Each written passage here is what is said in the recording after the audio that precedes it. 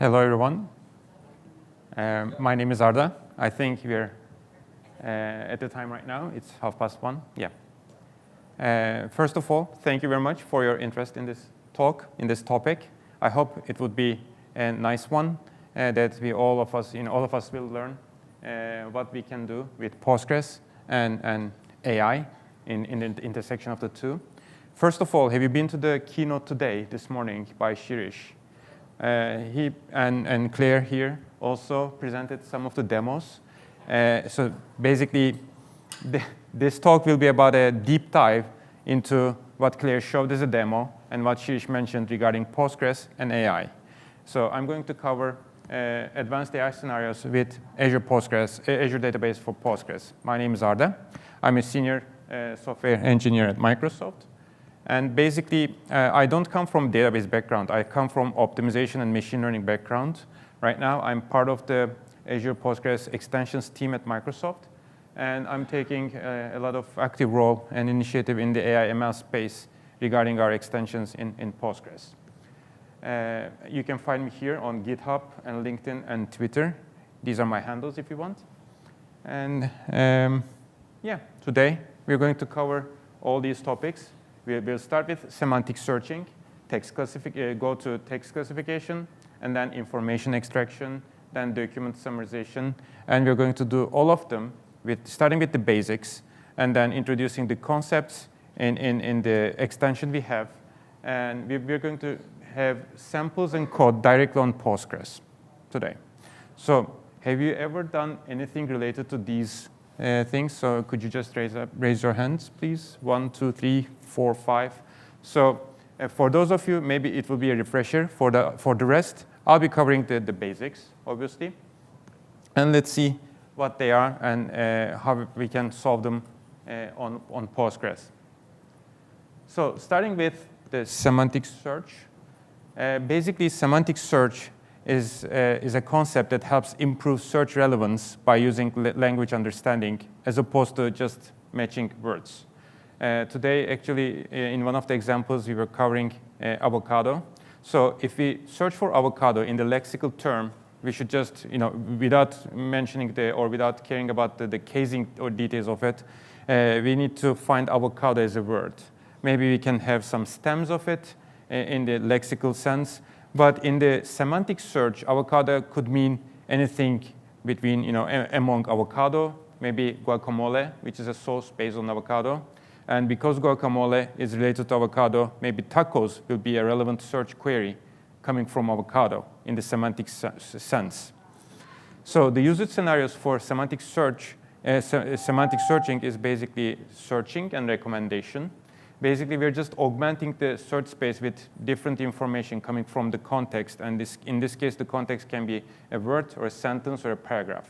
So different models, different machine learning models have different lengths regarding the context. And it will just give us numbers. So what is an embedding? Embedding is a key enabler for semantic searching. So all these semantic searching capabilities are built on the so-called concept called embedding. And embedding is just nothing but a vector of real numbers, and they represent text. So in this case, basically, different models have, I said, different context lengths and different embedding sizes. So right now, maybe you've heard of OpenAI and their embedding models. They have a 1536-dimensional embedding vector, and they can cover up to like 20,000 token sizes. Roughly, if you divide it by 4 and multiply by 3, so 75% of it will be your word size. So a huge document or a couple of paragraphs or many paragraphs can be stored as an embedding in one vector. And these embeddings are used to measure the relatedness of different text strings. And again, these text strings can be words, sentences, paragraphs, and documents. And we have many models available. The state-of-the-art model right now is from OpenAI. It's called ADA 2, text embedding model ADA 2, version 2. And these embeddings are used for searching, clustering, recommendation. I'll cover some of them today, just in a while. But searching is basically searching the embedding vectors with respect to some distance metric. and sorting them with respect to that metric. So it can be an L1 distance, L2 distance, basically taking the absolute value of each numbers in the vector, or maybe squaring them and then adding them up to obtain L2, or different distance metrics are available, like cosine distance for mostly NLP, natural language processing problems. If we just search with respect to the semantic sense and the embeddings, we just get we choose a metric, and then we get the distance between the vectors with respect to that metric, and we sort them. The clustering will just be enabled, again, by the same technology, by the same enabler. In this case, we are going to sort these vectors, but we put a threshold on the distance between the vectors, because the closer the vectors are to each other, the high probable that they are going to mean the same thing in the semantic sense. And then if we have, for instance, some clustering on the metric, like the metrics are usually from 0 to 1, so 0.1 to 0.2, 0.2 to 0.3 type of clustering. So anything that lies between 0.2 and 0.3 distance metric, all these vectors will be clustered around the same topic. Recommendation is the same. You would like to get the result with the least distance metric or the most similarity. We can also do the other way around. We can have diversity measurement among a text or a group of text. So if we have a lot of documents and we'd like to get the diversity of the semantic topics, if you wish, then we just look at the histogram of the distance metric computed between these embeddings of the vectors. So once we cover this basics, how does Postgres enable this in the database layer? So there's this extension called pgvector. It is, if I may say it like that, the extension for vector embeddings and operations. It's an open source extension. All it does is basically to do vector similarity, to enable vector similarity search on Postgres. How does it do? Well, it has support for L2 distance, inner product, and cosine distance, and some others as well, like I mentioned. These distance metrics are important because depending on your problem, depending on the context, you might choose one distance or the other. And of course, we can just search through the whole vector space to get what we want, but it will be timely. It will be costly. So it also supports approximate nearest neighborhood searches through different index mechanisms. I'll cover them as well. So right now they have 2 index types. So it supports vectors up to 16,000 dimensions and up to indices for up to 2,000 dimensions. These are all fine right now for us because, like I told you, the state-of-the-art embedding models right now have up to 1,536 dimensional vectors, embedding vectors. So this is in this span of the supported dimensions for this extension. I mentioned indices. The indices are important to get faster results, albeit at the expense of precision. So this is a bit different from lexical search. In lexical search, we get deterministic results. Whereas in the semantic search with indices, we have approximate near neighborhoods. And then we can get the result we want if you're lucky. Or if you're not lucky, we will get another close vector to what we are searching for. I'll show you in a while in the demo part for this one. But it will be faster. So it's basically speed versus precision trade-off with these indices. So the first index type and the simplest index type is IVF flat. It's an inverted file index. All it does is basically it partitions the whole search space. In this case, we have a bunch of documents. Say, for instance, you have a table of paragraphs coming from a book, for instance. You have many paragraphs. And for each paragraph, you have an embedding column. And among these embedding columns, instead of searching through all of them, you try to partition them. And it's a parameter to this index. And it is called list in pgvector index terms. And when you set the number of lists, basically, it applies some clustering algorithm, in this case, k-means plus clustering algorithm, to find all these cluster means. So if you have 100,000 paragraphs, or maybe 1,000 paragraphs, let's say 1,000 paragraphs, and if you pick 10 lists, it will just create 10 different clusters with 100 vectors each, hopefully, assigned to this cluster. And every vector in this cluster will be represented by the cluster mean. And then when we are searching for what we want, we have another parameter called the probe, number of probes to query. If we set it to 1, for instance, behind the scenes, the indexing algorithm works like this. It will just go through the 10 clusters to see which cluster mean is the closest to the query we are having. And then once it finds the cluster, it will just go into that cluster and then search through the vectors, which is 100. So it's basically first 10 and then 100 instead of full 1,000 vector search space. And there are some rules of thumbs when picking the lists, and we will go see at least one selection of it.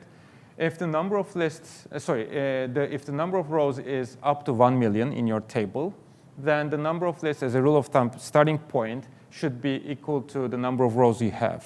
So in this example I gave you, if we have only 1,000 rows in the table, we just pick the number of lists as number of rows divided by 1,000. Sorry, it's divided by 1,000. So if it's 10,000, it becomes 10. So technically, it says up to 1,000, you only have one list. Instead of indexing, just use the actual search. Don't use index. But if it's 1 million, then we will have 1,000 lists. Then after 1 million rows, we need to get the square root of number of rows as the list parameter when we are creating this index.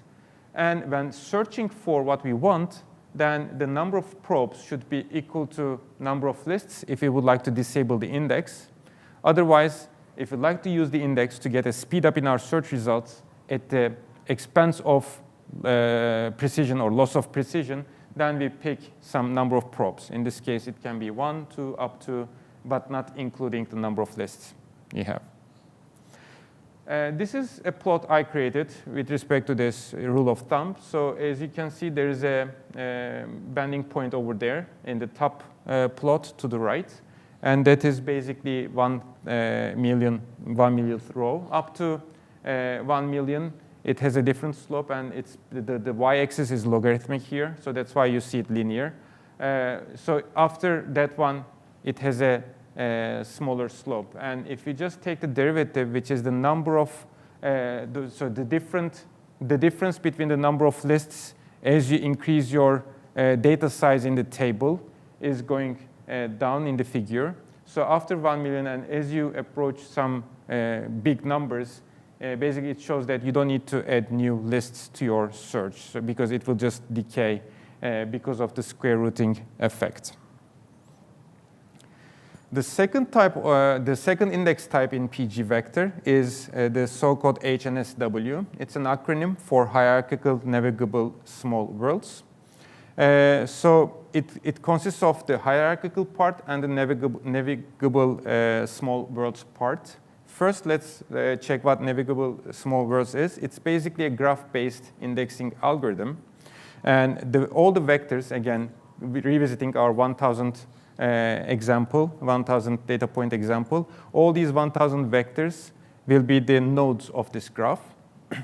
And each node will have short, medium, and long-range connections to each and every other vector in this data set. And this algorithm will greedily traverse towards the vectors closer to the query. It's a greedy optimization algorithm to find the closest neighbor. Obviously, this is not scalable. And to make it scalable, and borrowing ideas from the skip list, so-called skip lists, they introduced this HNSW. So before maybe I go to that one, is everyone comfortable with the skip lists, or should I explain what it is? Basically, skip lists is an addition to the linked list that we know of. Linked lists are basically having the problem of ON seeking time or searching time. when we want to search for a value in the linked list. In the skip lists, basically we add not only the immediate neighbor, but also two neighbors thereafter, or 4 or 8. So basically, we add different levels to this linked list to decrease the search space when we are traversing the linked list. And we get logarithmic time space as opposed to time complexity as opposed to linear time complexity at the expense of more memory. The same applies to here in this H part. So in NSW, when we want to search for, in this graph, the closest neighbor to traverse it greedily, we create a multi-layered NSW. And then applying the same ideas from the skip lists, what we do is basically, in each layer, we have a few. So starting from the top layer, we have fewer nodes. And then as we go deep into the layered HNSW, we have all the nodes populated. And then we start from the top layer and then search down the layers for the closest neighbor. This is different from the previous one in terms of training. Because the previous one requires k-means plus algorithm, it's basically a machine learning algorithm or machine learning problem. So we need to have some data already populated in the tables to create the index. But because here we don't have any training step required, HNSW actually works when the table is also empty. We don't need to wait for some data points to be populated to create the index. I would like to show you some demo on an Amazon Fine Food Reviews dataset, but before maybe I start with the demo, does anyone have any questions, or was everything okay so far?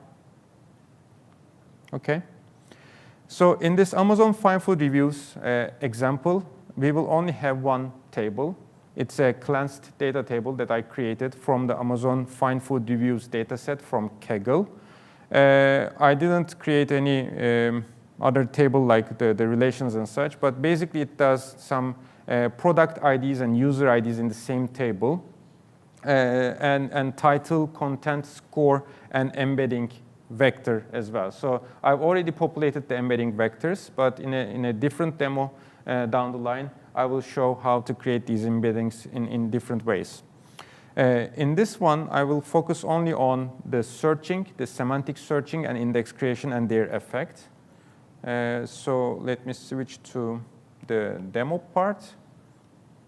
So in the Amazon Fine Foods data set, usually, so for those who have worked with these type of stuff, how did you handle, may I ask, like how did you handle usually these type of searches? Like, can anyone say? Yeah. Yeah. Sure. How about, is it better? One more. Sorry, thank you. Legible? Thank you. Sir.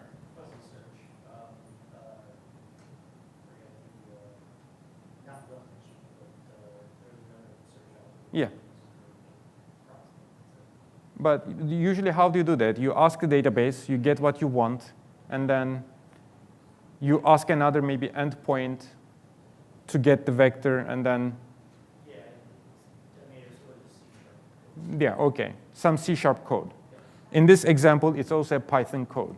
Yeah, so basically, once the semantic searching hit the database world or the data pipelines, usually we need to create another application layer in some language, in this case C#, Python, or whatever. And here we just see some function that is basically querying some endpoint in Azure OpenAI with some API key, and then getting the embedding vector.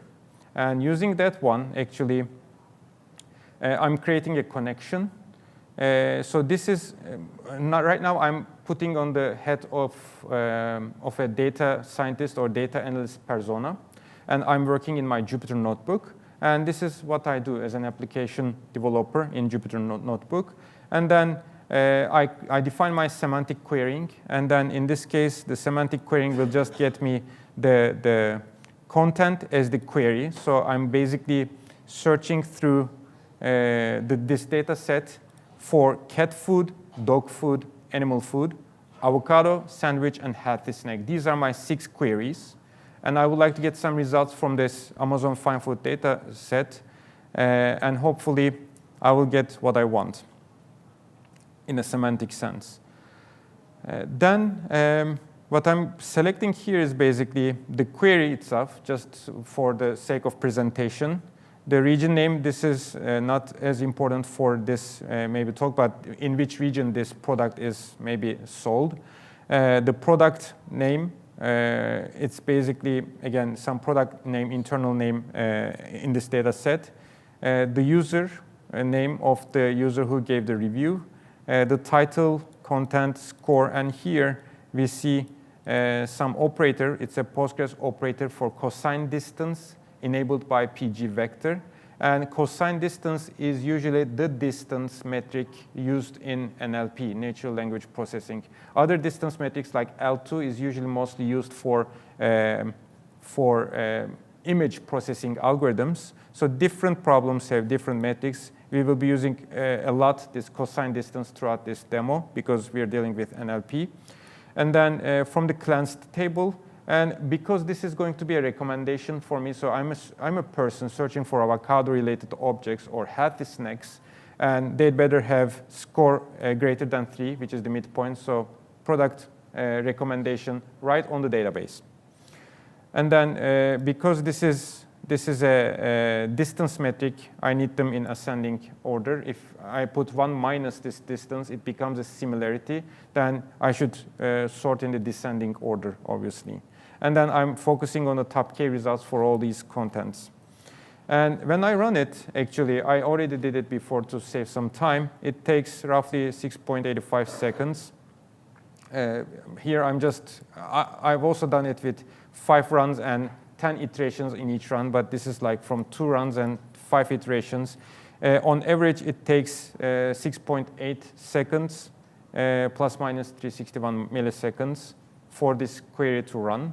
And then I receive some results. And in this case, animal food, here are them, and they are sorted in the ascending order with respect to their distance metric, which is cosine distance. And then when I search for animal food, I got some cat food results, a lot of them actually. So this data set is not deduplicated probably. That's why I'm seeing the same description. And then when I search for avocado, there are some avocado-related stuff, but now maybe here, because these are too long, even if in a different demo I will show you what I mean by this, but even if avocado word does not exist in the database, I will get it if it hits maybe guacamole or tacos or something similar.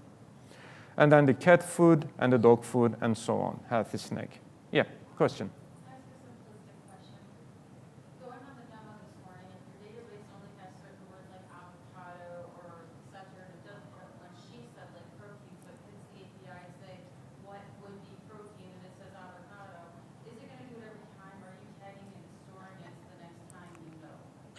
Basically, the embeddings are or should be stored. I was going to come to that one at the end of my talk, so it's one of the best practices. These embeddings are expensive. They're not. That's why I was like, how big is the overhead of AI that everybody's going to want to answer all these questions? It's not only AI, it's also basically the price for AI. Right. So it's not only the latency maybe, but every time you query something to the AI, if it's some endpoint hosted somewhere, be it Azure or any other endpoint, you will need to spend money on that one. So you'd better store it safely in your database, and then you do a query and again. So technically, when we are going through this one, I told you this data set already has all the embeddings stored. Maybe I can just go to this terminal and show you, like here. Oops.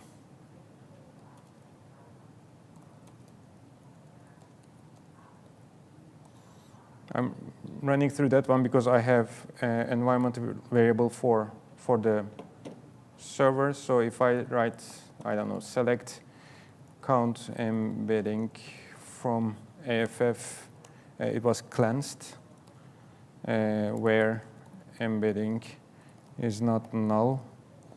It's basically everything. So I already stored the embeddings in the database for this data set.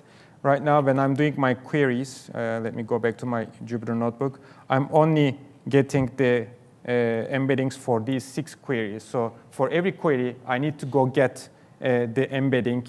Of course, we can maybe build some Redis cache in between. If the queries are the same, then, and if we have the stored embeddings in the cache, then we don't need to go to the API. So does this explain your? Yeah, I think so. Okay. Would you always have the ability to go to the API if more content isn't available, and then would you pull it down and store it? Yeah, actually, I think Claire also showed today that you can create a column, computed column, based on a function. I'm going to cover that one. So right now, I'm just showing you the traditional way. We need some C# or Python in the traditional sense to go get them. Now we will proceed to what Azure AI does for us. Yeah, sorry. But I just wanted to understand, you said the computed column, basically they could do the API call as part of the compute. Yeah. And then if it's so a new row gets inserted, it just does the API. Exactly.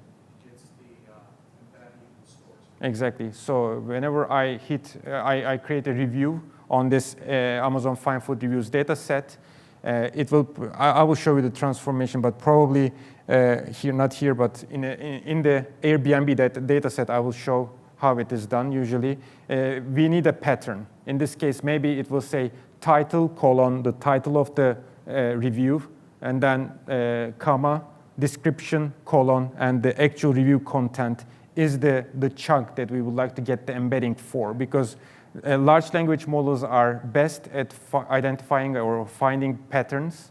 So we need to create a pattern for it to make our searches relevant. That's a great question. And then once we have this computed in the table, then as soon as a user enters some review, it will go fetch the embedding and store it there. And then we still need the embedding for the query, actually. Any other questions? Nope. Then once, yeah, sure. It looked like the vector is actually a data type in this Yeah, example. it's a data type of PG vector, and they have implicit conversion between float arrays and real arrays. And it said that like the PostgreSQL as well as Cosmos. Yeah. Support that data type. Yes. There's Fabric, the data store with Fabric, it's not there. That I don't know. I'm not part of the Fabric team, but Azure Cosmos DB for Postgres and Azure Database for Postgres does support PG vector. We have it built in. You need to just go and enable it.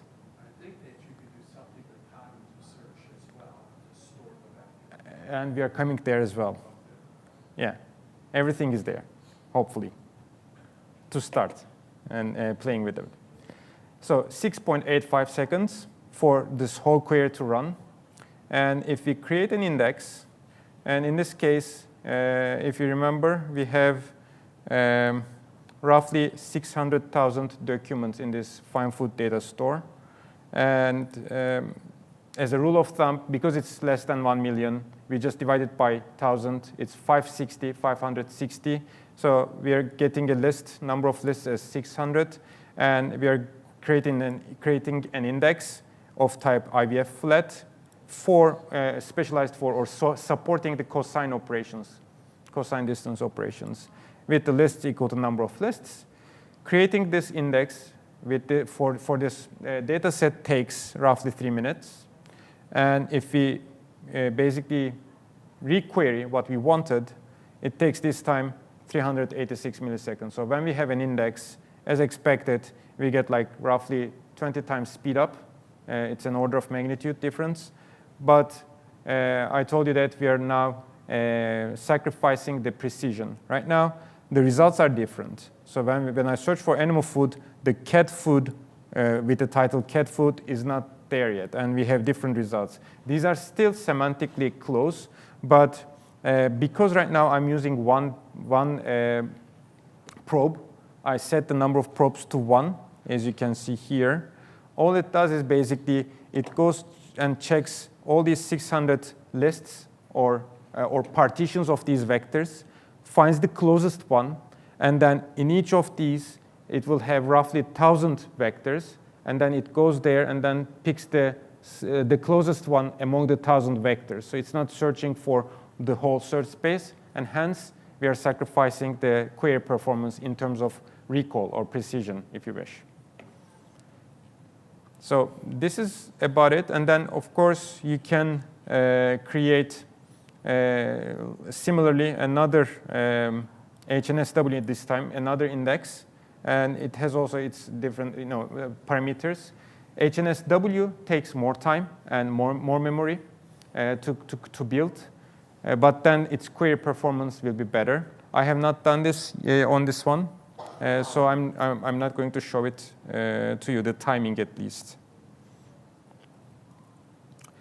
So going back to the presentation, we are also investigating how to improve PG Vector's performance on our offerings, and not only on our offerings, but also we are doing it in the open source world so that everyone can benefit from these things. One issue we found was the reliance of the native build. So when this extension was getting built, the author was using native builds, which is disabled by PGDG, Postgres Distribution Group, because usually when we build the extensions, we build it on a different machine, and then we deploy it on a different server.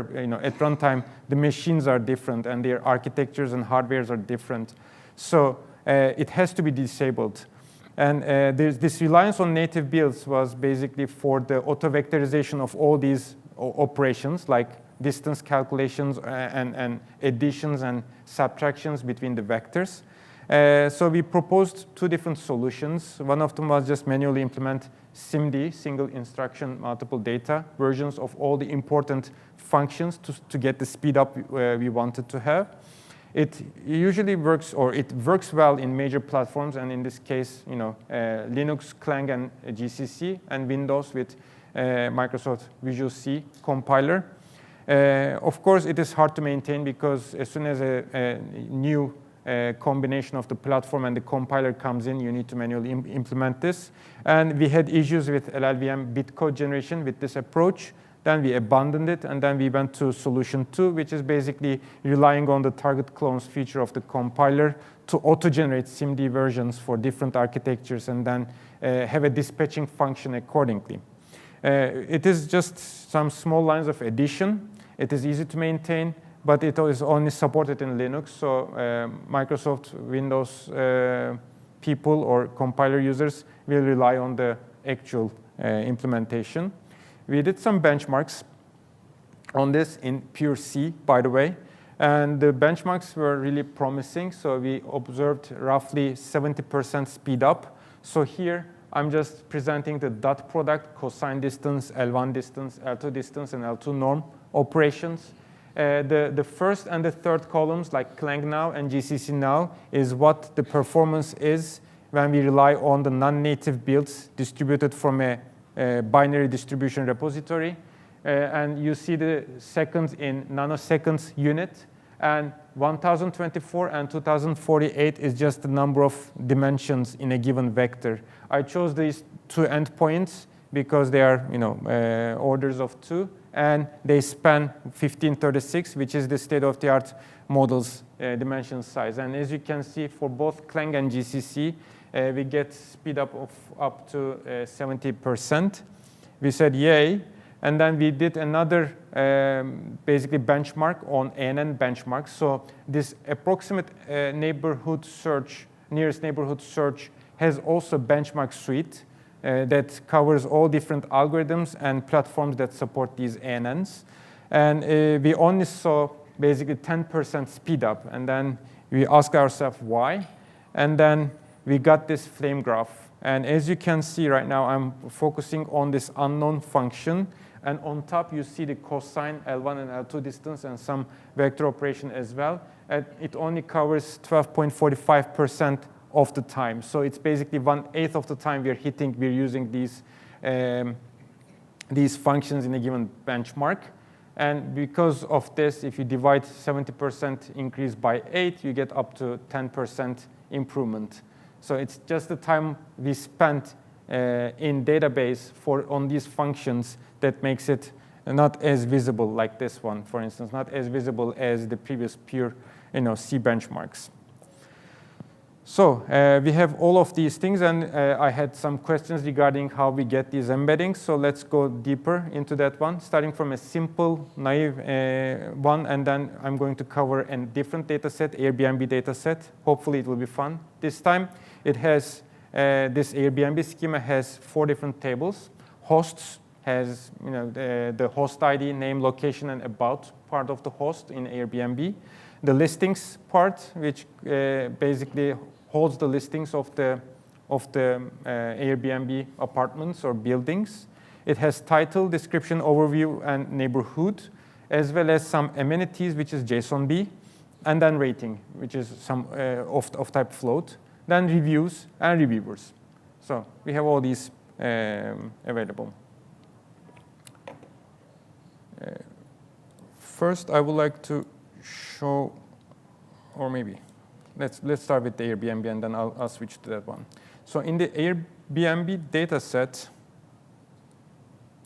I can already maybe run them. Again, we have some Python code, get embedding here. And it uses Azure OpenAI service behind the scenes with some subscription key and endpoint. And then I'm using that one to query the query search, basically. Here first, let me run them. I have internet connection. I think it should be fine. I picked the Airbnb listings in Seattle. And here we see the top neighborhoods in Seattle with the number of listings available. So in Broadway, we have 311 listings.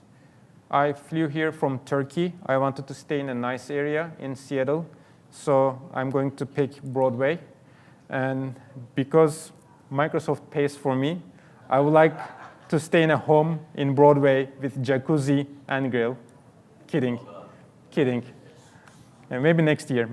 But yeah, this is my search query. This is where I would like to stay in Seattle, home in Broadway with jacuzzi and grill. And then I'm selecting the listing ID, the neighborhood, title, description, amenities, basically everything I need. And 1 minus cosine distance as similarity. Cosine distance is distance, and if you subtract it from 1, it becomes a similarity. And now I'm searching for ordering by the similarity in the descending fashion, and I need top 10 results. And if I run this one, I get these listings. So a lot of listings. It says, home in Seattle, blah, blah, blah, private backyard. And this is the highest similarity score I obtained. So I'm going to check this 45, 37, 72. So if I check that one, and if I read it carefully, I don't see any jacuzzi. I don't see any grill. And it is because it has bathtub, and bathtub is semantically close to jacuzzi. And also, it has indoor fireplace gas and outdoor furniture and some heating and blah, blah. So basically, they are all semantically close to grill as well.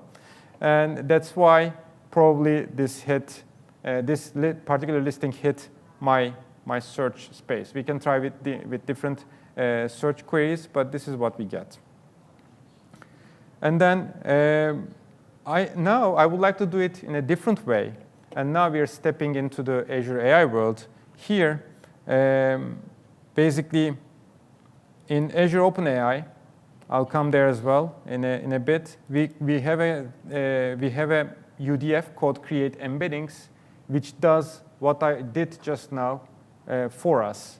So if we have Azure OpenAI and Azure Cognitive Services subscriptions and their keys and endpoints, we just store them in the database. And then we use the UDFs, and the UDFs will just call these remote functions for us to store them or to fetch them easily. And now I can just focus on my SQL and then get the help from this extension.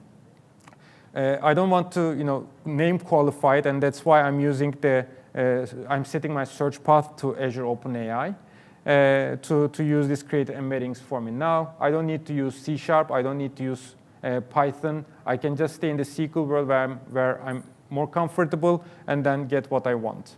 And if I search again the same query, obviously, we will get the same answer. This is the same answer. And you know what? I think it's 50% faster or even more. It's basically walk log time 145.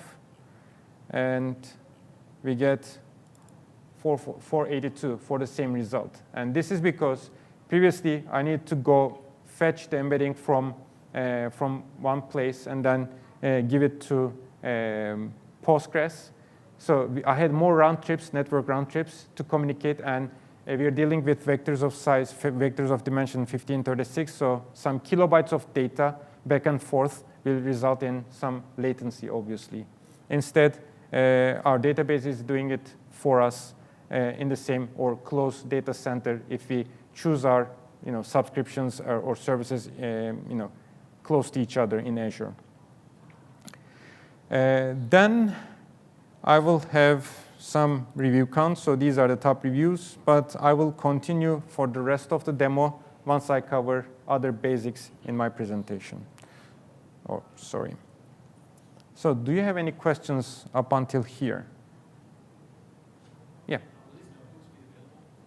Sure, I can make them available. Right now, they're not available. But please just contact me. And if you want it faster, then I would put it online. But I can just put them online. Modulo the, sorry.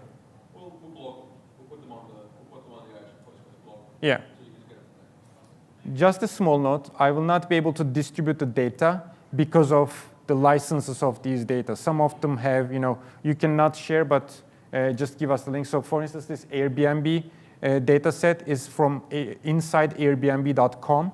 So if you just go there, you can get the data yourself, but I'm not allowed to distribute. So thanks, by the way, Charles, for the blog. So if we're all good with the semantic searching, let's go to text classification.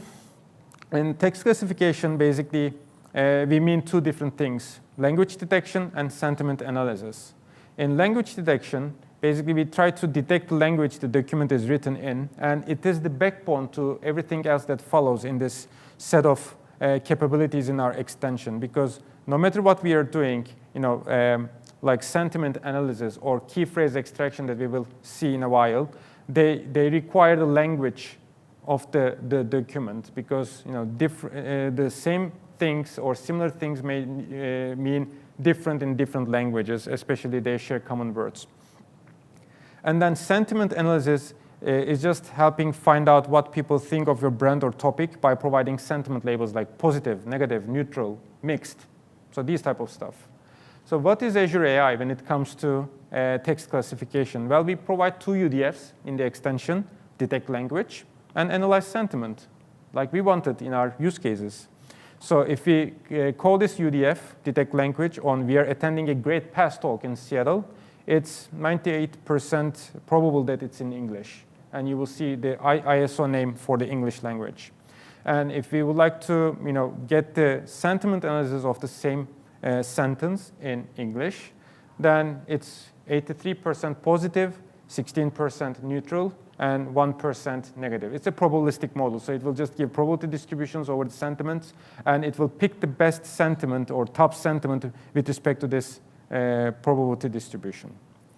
So let's see them in action in our Airbnb data set, and I'm going to show another data set that follows, which is the Steam data set. Steam is a platform for games, and we have users with some games owned and with some reviews. We have reviews, obviously, and we have games. So this is how our data set looks like. Back to the demo. So I've already basically checked how many reviews these listings had, as you can see. So these are the listings that I was interested in staying in Broadway in Seattle.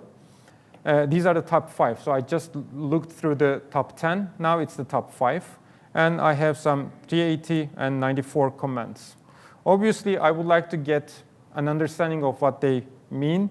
So I would like to get the language first to understand in which language the text is written, the reviews are written. This is important for me because if I find some, I'm Turkish, so if I find some Turkish review, I will probably bias it more because language is a sign or is an indication of cultural closeness as well. So if I run it, it takes 27 seconds, but we will get the language listings for all these listings sorted properly. And here, the database is doing the call to the Azure Cognitive Service, formerly known as Cognitive Service. Right now, it's Azure AI Services, and we're using the language module of that AI service. Hopefully, it's going to finish soon, in like 3 seconds. Here we go. Yes. So basically, the first listing ID had 380 reviews. 375 of them were English. And then I had some others in different languages as well. I picked this smaller one because when I'm using this demo, my Azure Cognitive Service has some rate limitations. I'm using the demo account. So it's basically 100 requests per second. So not to consume your time, I'm just having this 101, the listing with the 100 reviews. And if I now write a SQL query like this, so OK, with the top listings like those, select the listing ID title. Now give me the sentiment analysis. And this analyzed sentiment is returning a custom data type. We can check it, what it returns and its fields. But there's a field called sentiment in this custom data type. And if I just also group by and order by with respect to the sentiments, I will get the following. So the listing ID has, in total, 93 reviews. 76 were positive, 16 were mixed, and 1 was negative. So probably it's safe to stay there, and I'm going to stay there. The Steam data set, similar story. So basically, here we have some. It's a very big data set, but what I wanted to show here is basically the Neon Hard Corps game has the fewest reviews in the database, 200. And as you can see, this data set already does have the language information, like English, simplified Chinese, Russian, Turkish, and so on. Of course, in situations where we don't have this language information available, we can use the detect language setting or UDF in Postgres.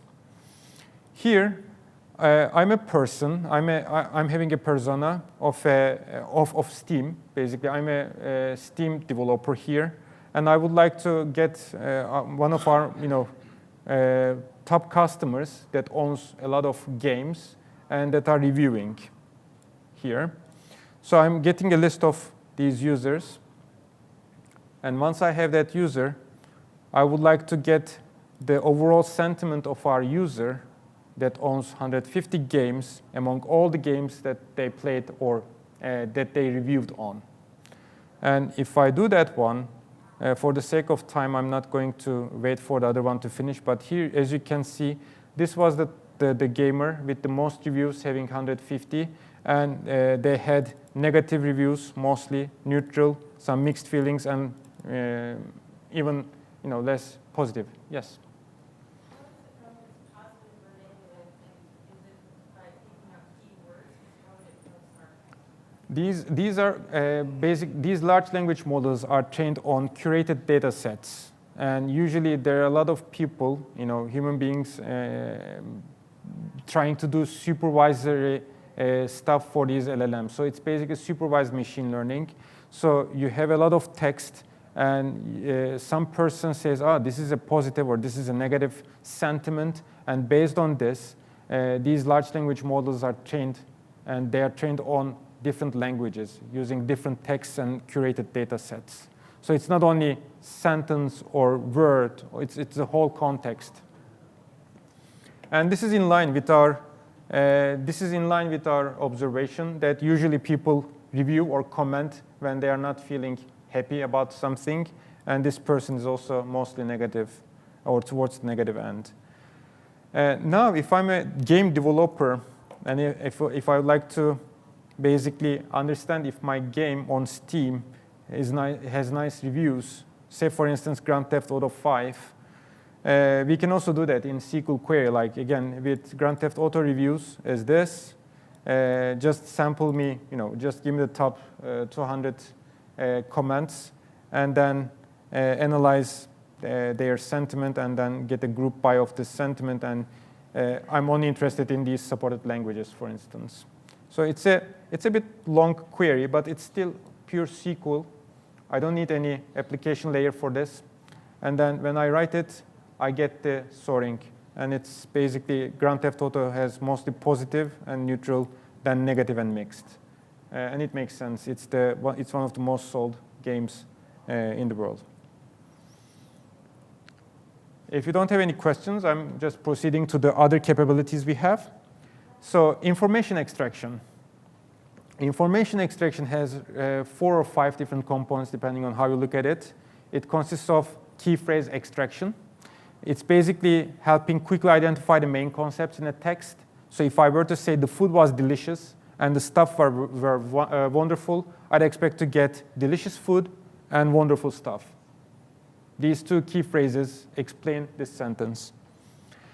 The entity linking, again, from information extracting, is basically helping identify and disambiguate the identity of entities in a given text. So if I were to say, we went to Seattle last week, I would like to get Seattle as observed or identified as an entity, and I would like to get a link to Wikipedia so I can just click and search for further information about Seattle. There's this thing called named entity recognition, and it's custom version as well. They are usually basically helping identify and categorize entities in unstructured text or data, such as places, organizations, and quantities. Usually, the usage scenarios for this type of use case is basically either enhancing search capabilities and search indexing. Basically, once we identify the entities, we can use them as tags, and we can filter with respect to the tags using also semantic searching or lexical searching. So it's basically enriching the search capabilities.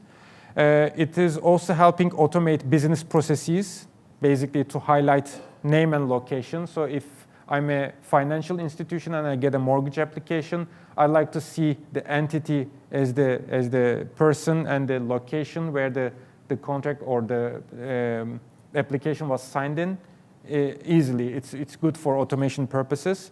And also customer analysis. This is, for instance, when we would like to get the most popular information in some review. Basically, we can use, again, some named entity recognition to get what people are talking about. The custom version of it is basically specializing on the domain that you have. Right now, we don't have it, but the Azure Cognitive Service supports this.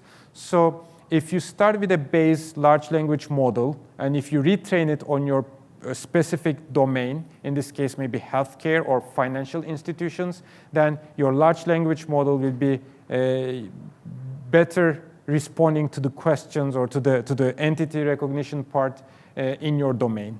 The usage scenario, again, from a financial and legal perspective, would be if I were to say John borrowed 25,000 USDs from Fred, I would like to get 3 entities. Who's the borrower, who's the lender, and what amount? So this is the type of application we're looking at, all in SQL again. And knowledge mining to enhance semantic search, again, domain specific. And the last one in this category is basically personally identifiable information detection.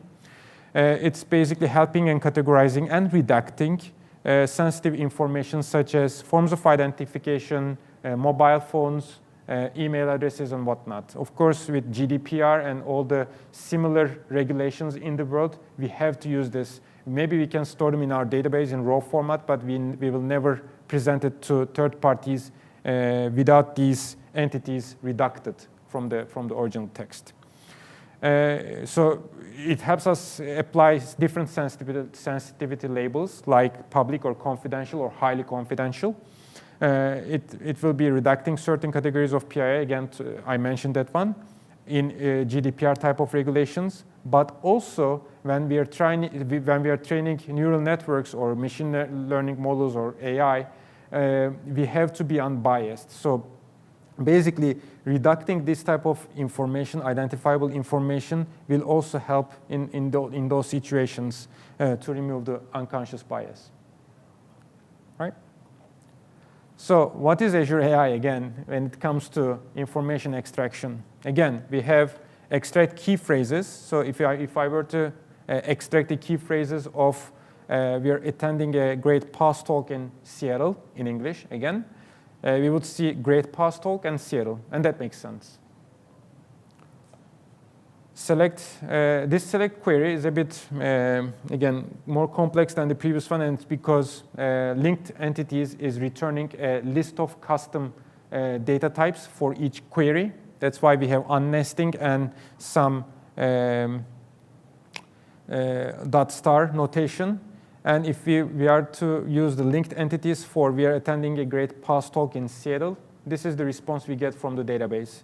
It's professional association for SQL Server, PaaS, 0.02 matches, and then the URL in Wikipedia, and the same for Seattle. Do you have any questions? Recognition of entities. Again, recognize entities. We are attending a great PaaS talk. It's just picked Seattle as location, and with a subcategory city and GPE. I don't know right now what GPE stands for in this context, but they all have 1. I think it's the score. So the language model is rather confident that it's a city and it's a location. If you were to say, OK, recognize the personally identifiable information entities, again, we are attending a great PaaS talk in Seattle. Nothing is there. There's no person.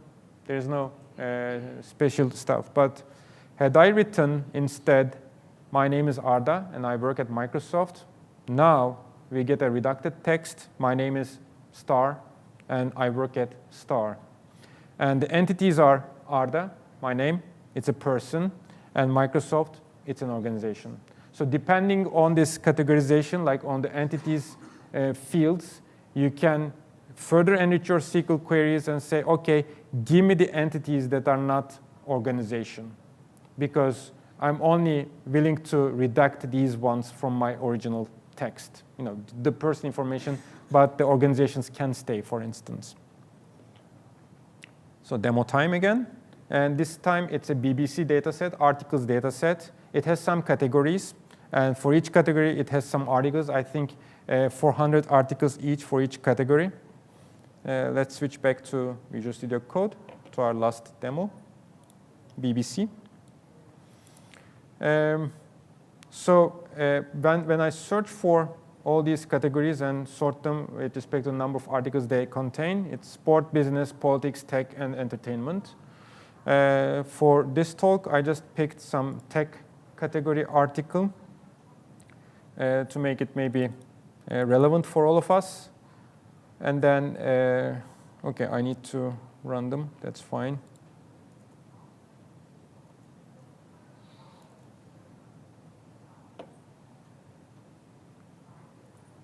So these are the articles, the top 10 articles from this category. So the first one is about Napster. And if I were to look at what it is, and I was using, by the way, here, sorry, extract the key phrases while detecting the language of the article. Of course, BBC article is most likely an English article, but I'm just showing how to combine different UDFs easily from this extension. So these are the key phrases for this text. This is the abstract, rather big abstract for this article. And these are the key phrases in this article that the large language model has picked for us. Again, we can use maybe these key phrases or some of them in a different table as tags, and then we can combine different searches to enrich our search results or other capabilities. The linked entities, again, unnesting because it's a list of custom data types. If you do that to get the linked entities. So in this Napster article, the large language model found a match on Napster.com, Kazaa, MPEG-3 files, the USA, and now we have their confidence score sorted in the descending order, so with the link URLs. So we get a lot of entities, and we can use them in our application, the result of this query to link the corresponding words with these Wikipedia links. The other one is recognizing entities. So let's run this one. In this one, basically, Universal Music is an organization, Sony Music is an organization, Frank Allen Bruwick is the person behind Napster, and so on and so forth. So the Supreme Court is an organization with 9.99 confidence. And that is about it for information extraction. And now we have document summarization. Document summarization usually contains either of the two approaches, the extractive summarization and the abstractive summarization.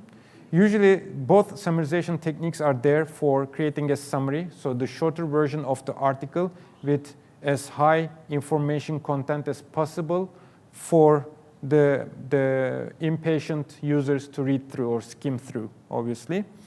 The extractive approach extracts the sentences that collectively represent the most important topic or the content in a given text, and the abstractive one will generate a summary with concise and coherent sentences or words.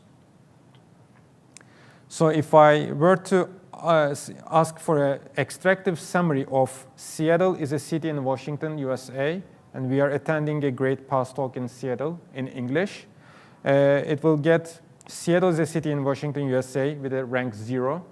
And we are attending a great past talk in Seattle with a rank of 1. And rank here determines the emphasis or the importance of the sentence. So in this case, the large language model said, OK, the first sentence is not giving much information for me. The last one, we are attending a great past talk in Seattle, is the one that summarizes these two sentences.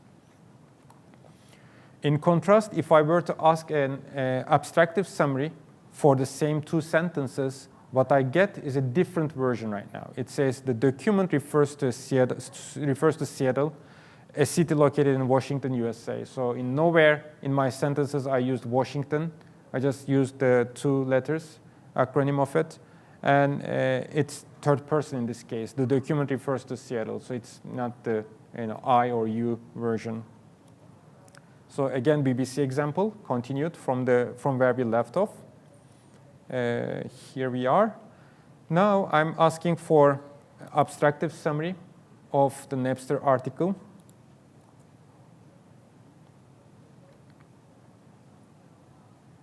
Or maybe pretty much for the top 10s, sorry. That's why it's taking a bit of time. In the meantime, do you have any questions for this summarization or information extraction? OK.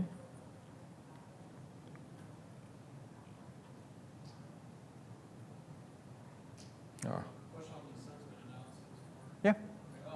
So in the examples, your probability distribution was like heavily skewed towards one positive, negative, mixed.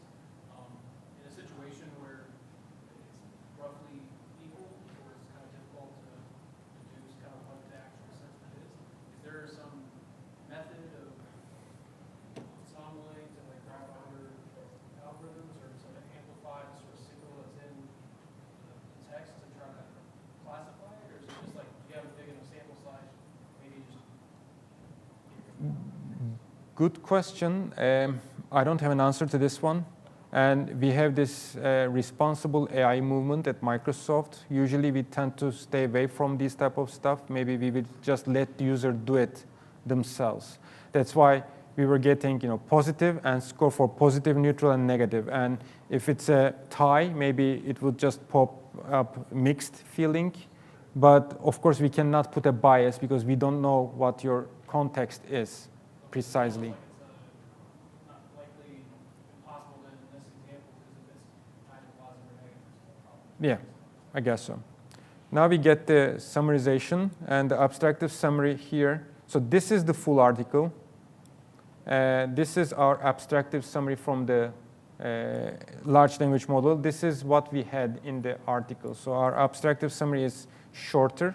Hopefully, it's still containing enough information that spans this article. And the extractive summary will be having some sentences with ranking score distributions again. And if you just combine the sentences, you will get this extractive summary, and it says a study by the Pew Internet blah blah. Here, as you can see, it's a study by the Pew and blah blah. So basically, it's picking the sentences from the actual article or text to show. Usually, you might need this if you want to avoid hallucination. So in these large language models, there's this thing called hallucination. They will just invent new things up, and this is what they do basically. They're just trying to get the pattern and predict the next one in the sequence. So they're not some intelligent stuff. If you want to avoid these type of scenarios, extractive summary is better for you. Otherwise, if you want to have some creativity, abstractive summary might be also good for you, depending on your use case again. So to wrap up, we do support right now semantic searching, text classification, information extraction, and document summarization through Azure AI language, formerly known as Azure Cognitive Services, and Azure OpenAI. Now, they're all part of Azure AI Services. And the catch here is that we would like to get you to get rid of the application layer you used previously in the traditional application layers, in your traditional application. So no need for C#, no need for Python, at least for when it comes to these usage scenarios. So previously, on the left, we were the user going to the database, going to some cloud endpoint, maybe another one, to get this information back and forth. And instead, we would like to have the right-hand side where you just talk to your database, and your database will talk to wherever it needs to. This is important, and this is good for you, for us, for all of us actually, because it has less cost, less maintenance burden, and it's a simpler setup than the left-hand side. And what is in our backlog right now, what I'm working on, for instance, we are working on getting the batching support for Azure AI. Right now, they're all scalar versions. Now, of course, batching them is much more effective and efficient. And we are still trying to understand and contribute the PG vector in two different directions. So we are doing more experiments and profiling on SIMD operations and others to get the PR into working. For us, still 10% improvement on efficiency is a big win, especially when we consider only 20 lines of code change. But the bar is higher in PG vector, so hopefully we'll get there. And we would like to add support for disk ANN, another indexing algorithm similar to inverted file index and HNSW that I covered today. And as the last bullet point, we're also investigating some possibilities to use local models. So instead of going to Azure Cognitive Service or Azure OpenAI, what if, or if at all, we can use localized models on the database without any network connection. And with that, I would like to thank you for your attention.